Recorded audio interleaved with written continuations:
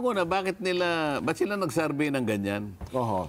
Negatibo ito eh. Bagay na Tatakutin pa tayo. Positibo dapat siguro ang tanong. Di ba? Oo. Kaya nga, palagi kong sinasabi, yung mga pagtatanong, dapat pinag-aaralan din yan. Oho. Bakit ba naisip naman ng nag-survey na yan? Opo. Bakit naman itanong, bakit natatakot ba tayo? Hindi ba? Dapat i-establish mo eh. Opo, oho. Marami bang Pilipinong natatakot? Kanino natatakot? Pinag-usapan na ba yan sa kahit anong klaseng forum? Wala naman eh. Oho. So bigla na lang silang gumawa ng pagtatanong na alin-aling mga bansa ang kinatatakutan ng mga Pilipino. Ba't naman ganun? Oho. Anyway, nakita mo ba, Nelson, yung balita, no? Yung resulta ng survey ng OCTA na sinasabing ang China pa rin daw ang tinuturing na pinakapangunahing banta sa ating sa Pilipinas? Yung kanina, yung survey na ginawa ng Octa Research Group. Kasi ang alam ko sa Octa Research dyan, Parang- COVID-19. Parang 76% ng kanilang sinurvey, Jen, Opo. Nelson, nagsasabi na ang kinatatakutan nilang bansa, ang China. Kawawa naman ang China, Jen. Gayon. Ito daw po yung survey na ito. Hindi ba 76%? Yun na nga po, 76%. 76. Oho. Ginawa itong survey first quarter ng 2024. Ano kayang klaseng tanong naman ang ginawa niyang ng OCTA? ng OCTA na yan? Oho. Ay, At kasi saka, unang-una, ba't sila nag-survey ng ganyan? Oho. Bakit hindi na lang yung halimbawa yung survey? Sinong mga bansa ang pinakagusto niyong puntahan na alam ninyong pinakamabait? Dapat gano'n eh. Hindi, negatibo ito eh. Bagay na Tatakutin pa tayo. Positibo dapat siguro ang tanong. Di ba? Oo. Kaya nga, palagi kong sinasabi, yung mga pagtatanong, dapat pinag-aaralan din yan. Oho. Dito, Jen, alam mo naman ang programang ito, walang kampihan dito. Ay, opo naman, sa gandang Kapag mamamayan tayo po. ay nagtatalakay o nagde-deliberate ng mga issue, pinakikita natin ang bawat panig dito. Opo. At kahit kailan, hindi tayo nagbigay ng komento na maaaring maisip ng mga nakikinig sa atin na, ang SGM parang pabor kay ganito. Hindi po. Ang tinatalakay po namin dito, kamukha niyan. Bakit natin sinasabing yung pamamaraan ng pagsasurvey kailangan pag-aralan? Unang-una, bakit ba naisip naman ng nag-survey na yan? Opo. Bakit naman itanong, bakit natatakot ba tayo? Hindi ba? Dapat i-establish mo eh. Opo, oho. Marami bang Pilipinong natatakot? Kanino natatakot? Pinag-usapan na ba yan sa kahit anong klaseng forum? Wala naman eh. Oho. So bigla na lang silang gumawa ng pagtatanong na alin-aling mga bansa ang kinatatakutan ng mga Pilipino. Ba't naman ganun? Oho. Kasi Tapos yun daw. kung ako yung mamamayan ng China, sasakit ang loob ko eh. Bakit ka mo? Opo. Kailan po naman kaya namin tinakot, hindi ba? Nakakatakot ba kami? Well, siguro kung dahil sa mga balita ngayon, ukol doon sa may bahagi ng West Philippine Sea. Yan ang sinasabi ko. Paano ba natin tinatrato? Tayo ba'y objective pagka nagbabalita ba tayo, halimbawa? Yung bang panig naman ng ibang bansa, halimbawa ng China, kinukuha ba natin? Parang ako, wala akong nababasa kung ano naman ang take ng China dito sa nangyayari sa West Philippine Sea. Opo. So, paano mong babalansehin ngayon yan? Kapag hindi mo binigyan ng dalawang panig, hindi mo siniyasat ang dalawang panig, at pagkatapos magsasurvey ka, yung isasagot sa'yo, yung kung saan niya lang kinuha, kung saan ang gagaling lang kanyang pinagkunan. Yung wala siyang nakita sa kabila. Oho. Ang tanong ko ngayon, bago ba kayo nag-survey, naipakita nyo ba dun sa tatanungin ninyo yung maliwanag na objective na pagtatanong, halimbawa? Oho. Para kung sumagot yan, pinakamalayo na dito yung pansarili niya. Kasi meron siyang pagbabasihan eh. Ayun na nga po. Oo. Meron bang ano? Nakita ba yung anong tanong, yung hanin ng tanong, Nelson? Hinahanap ko dito sa ating artikulo. Wala. Itong inilabas na ito, isa lang sa question, kasi ito ay question number 23 na dyan eh. Okay. Oo, question number 23B. Oh. Alin naman sa mga sumusunod na mga bansa, sa inyong palagay, ang may pinakamatinding banta laban sa Pilipinas? Yun ang latag ng tanong. 76 ang sumagot, China. Bakit? Yun na nga. Nagbanta ba ang China sa ating bansa?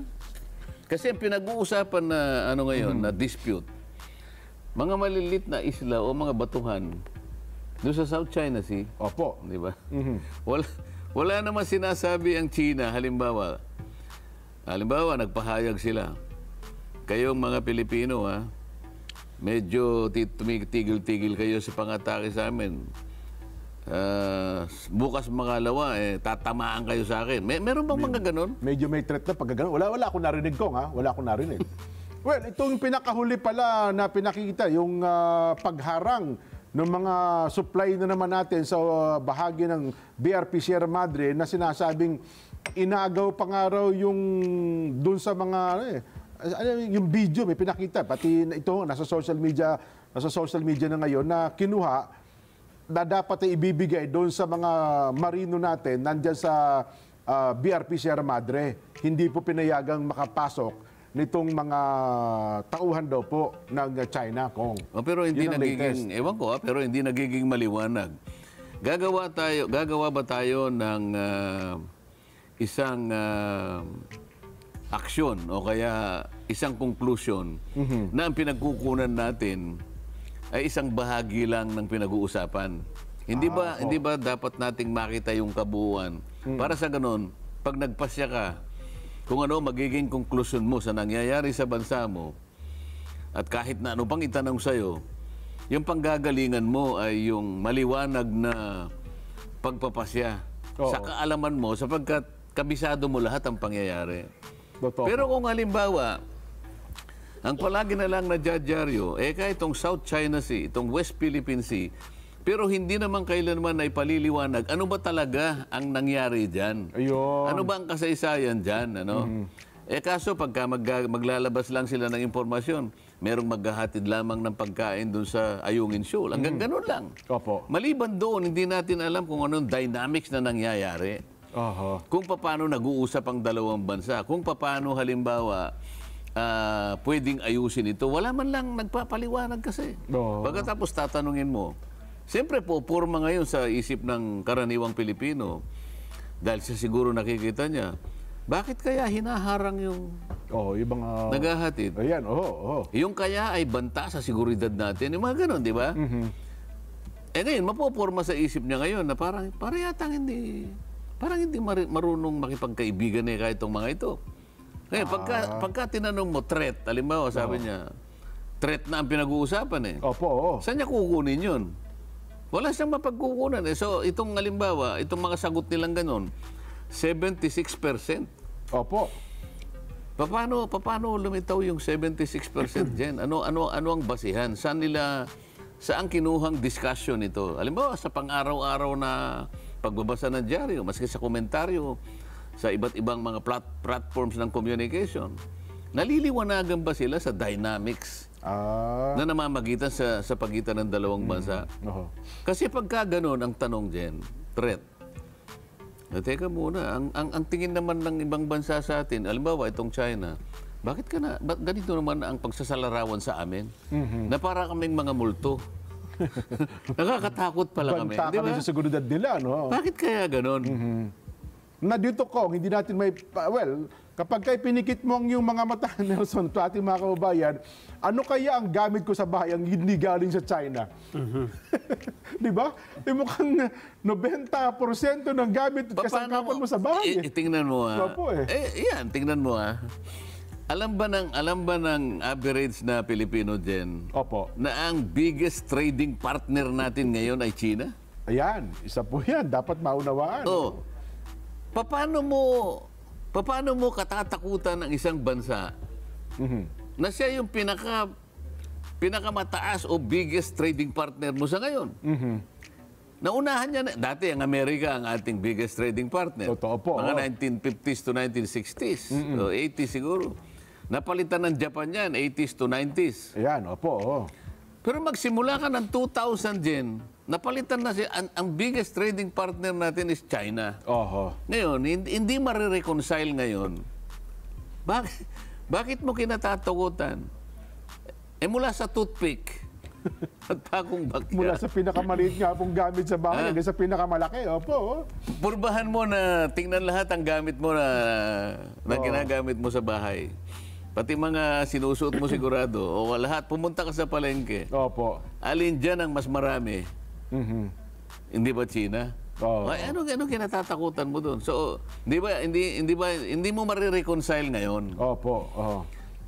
Well, Pero yan yung 76% na yan, ay mas mababa pa.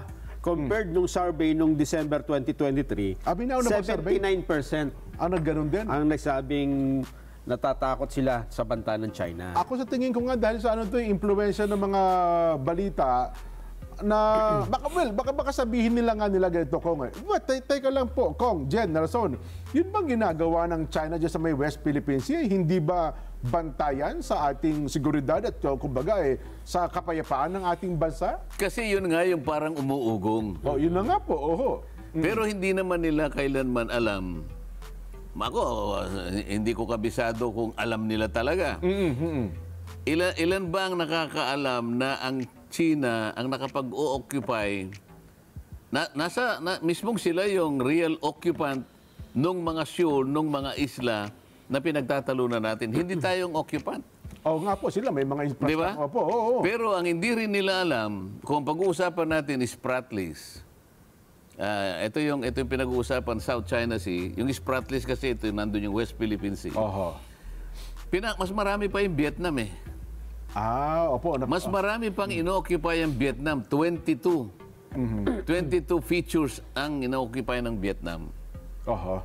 Hindi lang nadyadyaryo.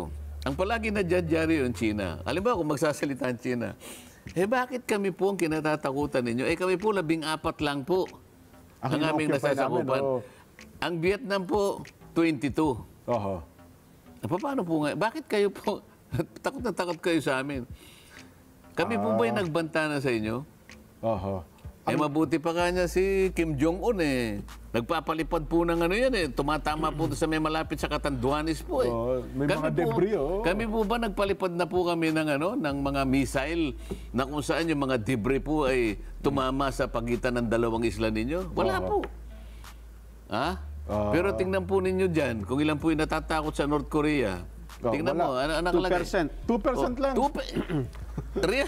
Realistic po ba? Hindi kasi siguro, yun nga, laging China ang nasa balita Totoo. At kontrabida sa Pilipinas. Yung Russia, 15%. Second place Ang Russia ba, 15 ba o 9% lang? 9%. 9% lang. Hindi, dati 15% na 15% bumaba ng 9. Ito, tinan mo North Korea sumunod, Pakistan, Japan, at Saudi Arabia kasama pa. Kaya sa tingin ko dito, Jen, siguro, wala na lang kasing maisagot yung ba't tinatanong ka, di ba? Kung sino sinarbe, Wala naman kasing, wala akong pipiliin, walang ganun Siguro, pagka tinanong ka, obligado ka sumagot, kaya yan, mataas. Ayun. Kasi nga naman, yung latag ng tanong, ha? Ay, nako. Anyway, Kong, bakit tanongin din natin sa ating mga kabayan, Nelson, itong bagay na ito? Kasi ito, mas maganda yung tanong natin, naunawaan nila kung paano yung sitwasyon. Ayun na nga, Doon sa sitwasyong ito, masasabi mo nga bang threat niya kung hinihikayat pa nga natin sila magpasok ng negosyo sa Pilipinas Kung yan ay tinuturing nating banta, dapat huwag natin payagang. Ang problema, lahat na ata yung 10 pangunahing mayayamang Pilipino sa Pilipinas, Kung, puro Chinese. Kung hindi man Chinese, may Chinese blood Hindi lamang yun. Kung titingnan mo, napakarami po nating manggagawang migrant workers sa Hong Kong at saka sa Macau. Isa pa po Meski yan. sa mainland China, nandyan po. Pati Taiwan, Kong, di ba? Kung ang survey po ay ginanap sa Hong Kong, Delikado. palagay niyo po sasagot ng ganyan yung ating OFWs? Malamang ang isasagot nila dyan, Amerika yung natatakutan. Hindi ba? Baka mawala yung... Nako. Well, tignan natin kung ano ha. O, tama ba sa ating mga kababayan na ituring nating banta ang bansang China sa Pilipinas? Kung, siguro, ganun po ang aking naisip na tanong. O. Hindi kasi, ang nangyari, nag-survey sila. Opo. Di ba? So, palagay niyo po ba may batayan itong Yung itong ginawang resulta ng survey. survey na to? Ayan.